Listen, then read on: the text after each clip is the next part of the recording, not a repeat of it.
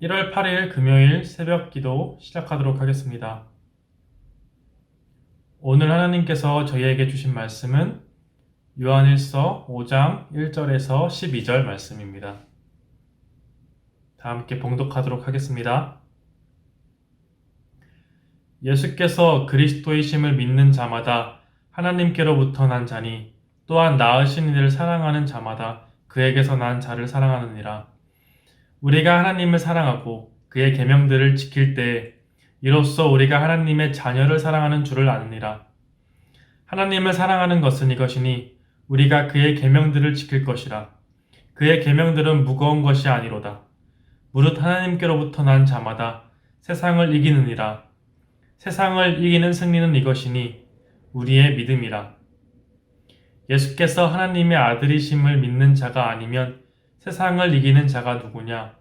이는 물과 피로 임하신 이시니 곧 예수 그리스도시라. 물로만 아니요 물과 피로 임하셨고 증언하는 이가 성령이시니 성령은 진리니라. 증언하는 이가 셋이니 성령과 물과 피라. 또한 이 셋은 합하여 하나이니라. 만일 우리가 사람들의 증언을 받을진대 하나님의 증거는 더욱 크도다.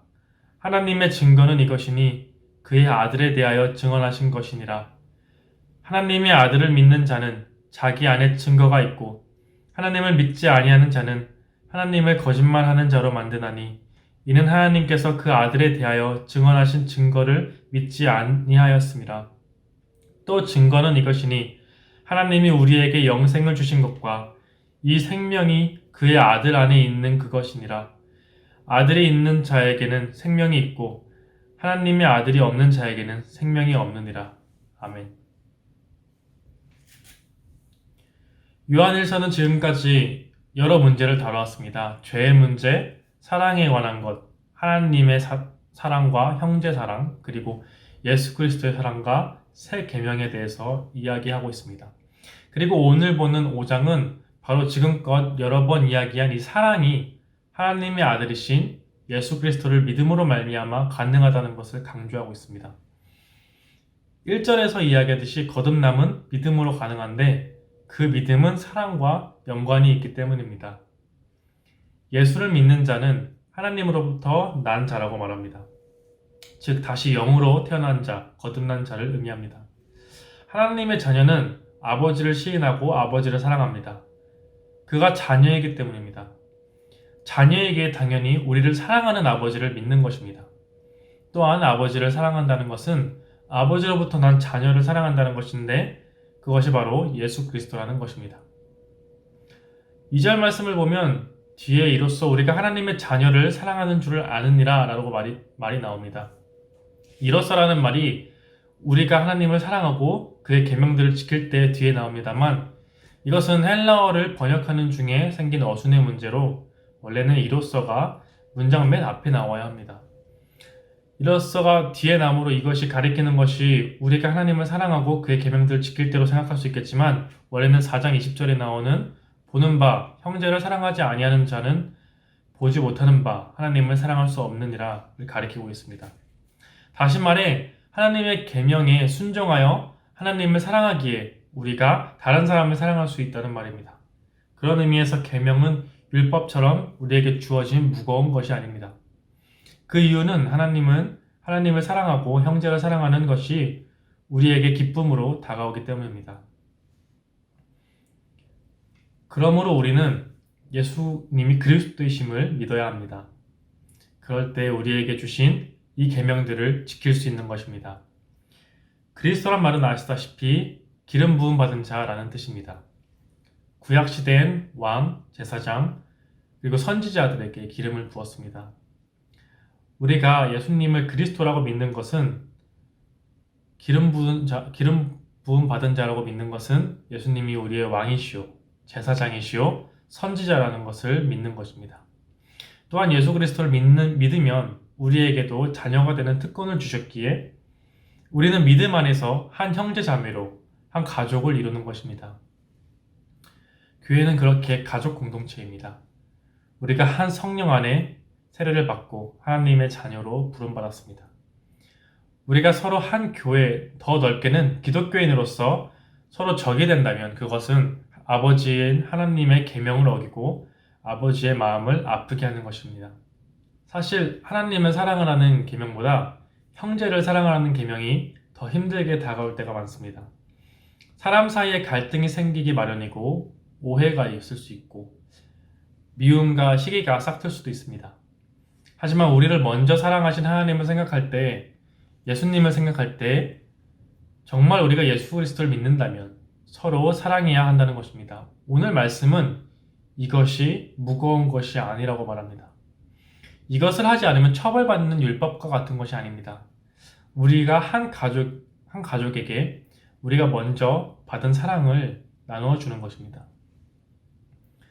4절, 5절을 보시면 이 세상을 이기는 자는 바로 하나님의 아들 예수 그리스도를 믿는 자라고 합니다. 즉 하나님의 자녀가 된 우리, 하나님으로부터 난 자들을 하나님의 아들이신 예수님을 믿음으로 말미암아 세상을 이기는 것입니다. 요한서신의 저자는 계속해서 믿음에 대해 강조하고 있습니다. 믿음은 바로 그리스도의 죽음과 부활, 그리고 그로 인해 우리가 구원받은 구속의 역사에 관한 것입니다.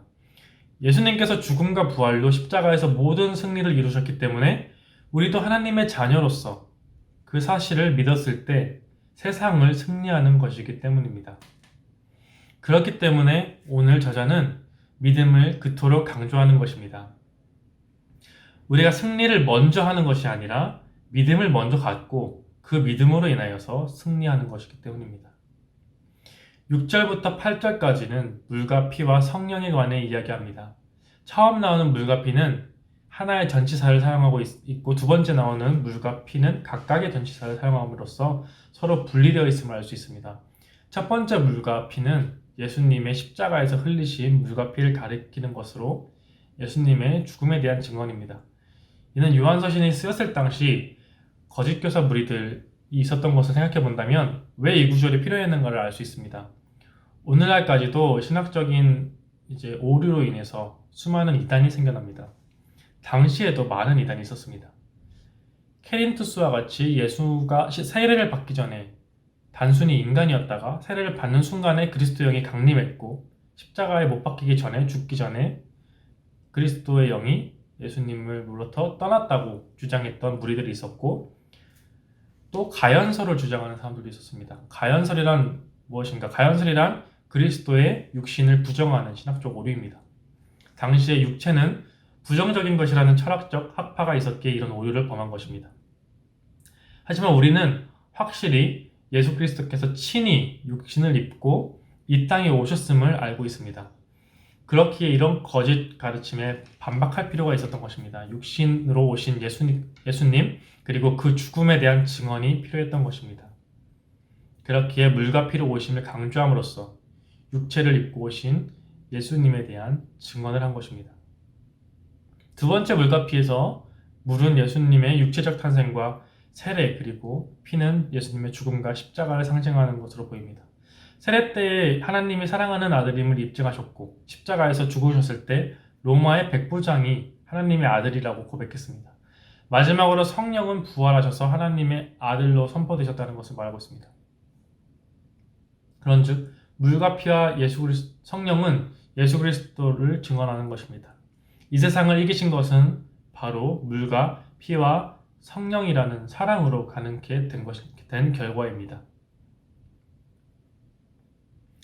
우리가 이런 하나님의 우리의 아버지 되심과 예수 그리스도가 그 아들 되심, 그리고 우리 모두 하나님의 자녀됨을 인정하지 않고 우리의 죄지음과 예수 그리스도의 십자가 희생을 믿지 않는다는 것은 오늘 요한의 저자가 말하였듯이 하나님을 거짓말하는 자로 만드는 것입니다. 하나님은 거짓말하지 않으십니다. 그렇기에 우리는 그 진리를 믿고 시인하고 행해야 하는 것입니다.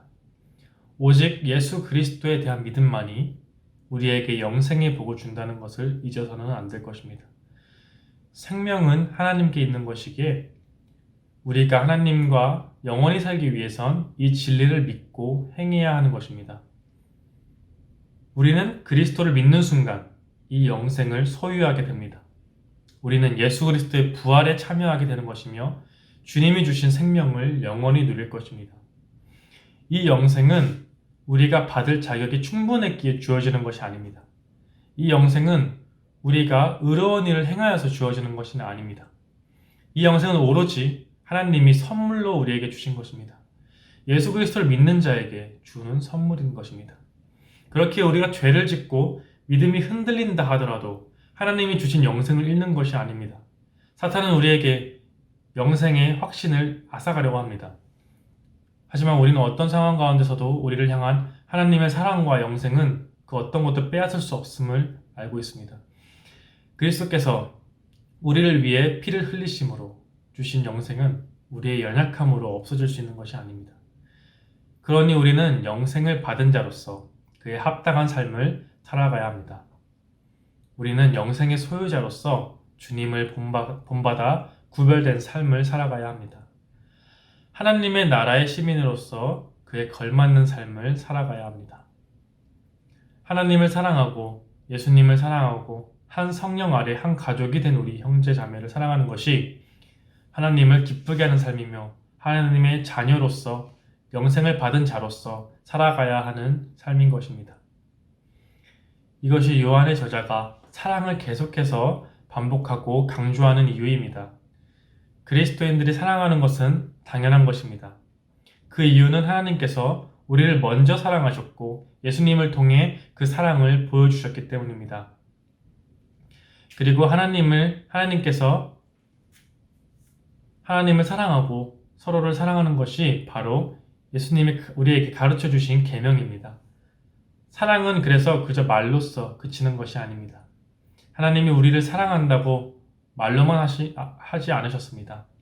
그의 독생자를 보내신 것처럼 우리도 그 사랑을 보여주고 행해야 합니다.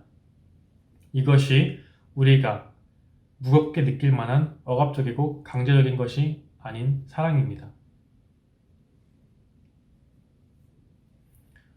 우리는 이 세상의 방법으로 이기지 않습니다.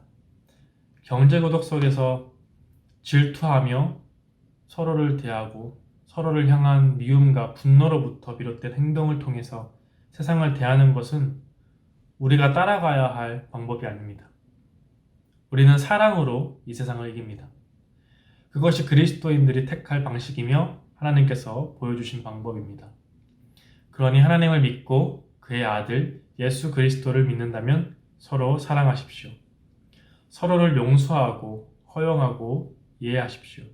서로에게 자비롭고 선하게 행하시길 바랍니다.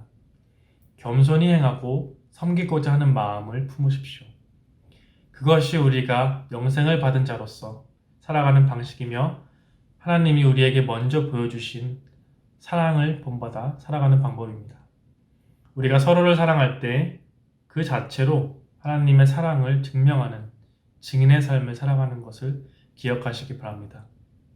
함께 기도하겠습니다. 우리를 사랑하시고 우리에게 영생을 허락하신 하나님을 찬양합니다. 주님, 우리가 사랑을 입은 자로 사랑을 나누지 못했다면 우리의 죄를 용서하여 주옵소서. 우리가 매 순간 주님의 사랑을 기억하며 영생을 살아가는 자들이 되게 하옵소서. 우리가 서로 사랑을 실천하여 증인의 삶을 살아내는 주의 백성이 주의 자녀가 되게 하옵소서. 예수 그리스도의 이름으로 기도드립니다. 아멘.